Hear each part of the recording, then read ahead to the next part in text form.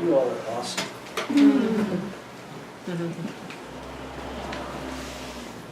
What'd you notice?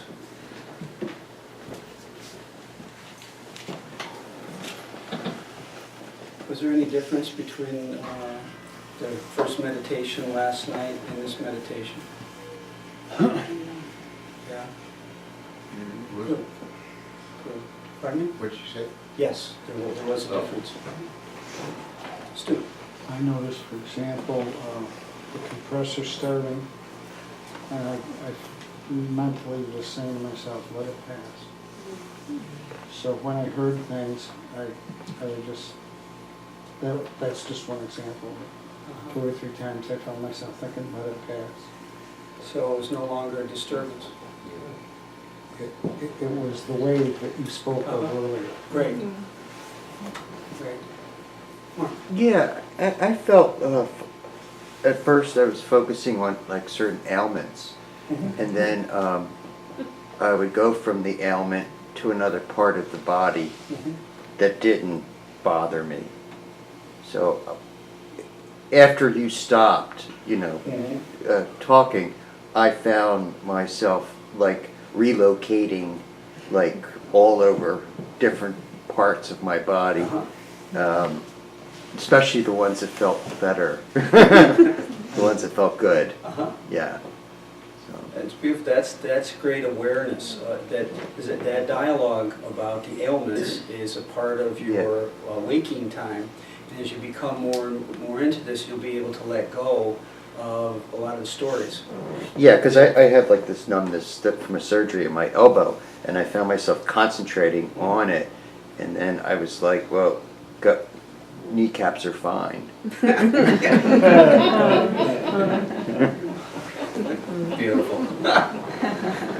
Can I see a hand over here? I found that I felt like I was deeper in meditation because the distractions were startling me.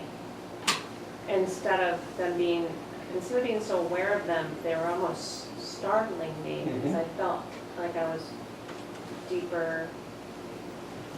more deeply relaxed. But I'm at the Wilson House in Vermont. Yes. I don't know if that's going to happen back in Morris, Connecticut. It absolutely can happen back there. There's no reason for it not to. Yes, Paul. I found it was harder for me to keep focused tonight. I think I'm more tired.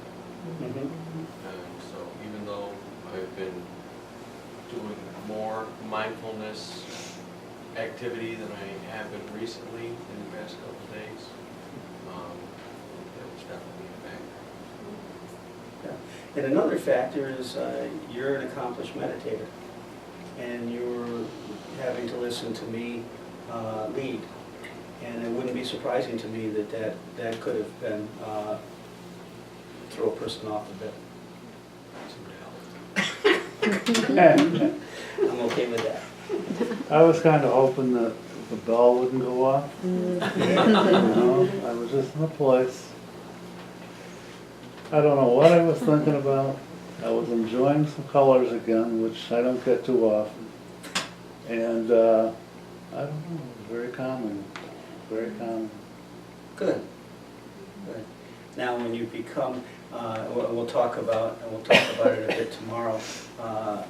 About the jhanas, about the absorptions, when one really develops their concentration, you actually seeing the colors and getting to a state really of rapture is an outcome of this. And for some reason, you seem to be terribly highly evolved. It's a little spooky.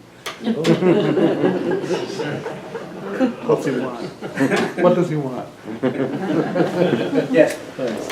Tonight it helped a lot by focusing on different body parts. Like I said last night, I had trouble with breathing. Right. And it didn't focus on the breathing. I was a lot calmer. I felt like I was a lot calmer. Oh, good. Like getting caught up in it. The other thing is I have restless leg syndrome. And my right leg, before we started, was starting to bother me. As you kind of moved up and away from that, it stopped. Nice. And I went back to it and I felt it like it was just relaxed. So That's great. I think just putting the focus on it for a short period and then coming away from it just helped it kind of calm down too. That's wonderful. And what I want you to do is, you're telling us that, is now register in your hard drive that that's possible, based on experience rather than theory. And that's what we build on when we're doing this. It's faith based on experience rather than on my say-so or anybody else's say-so. That's cool. Let me have Amanda first. I really stuck with me what you said about notice the impermanence of sensations, different sensations in your body, because I just became aware of different sensations throughout my body, maybe an itch or a little pain somewhere, or just a numbness or some just random, but they were very passing as long as I didn't focus on them and kind of just let them be, and then it would go to another part of the body. It was very interesting how where my mind put that attention is where I would feel it. So that was really interesting, and I just I don't know, at the end of this I just was reminded of this I forget the name of the book, but I remember he was talking about meditating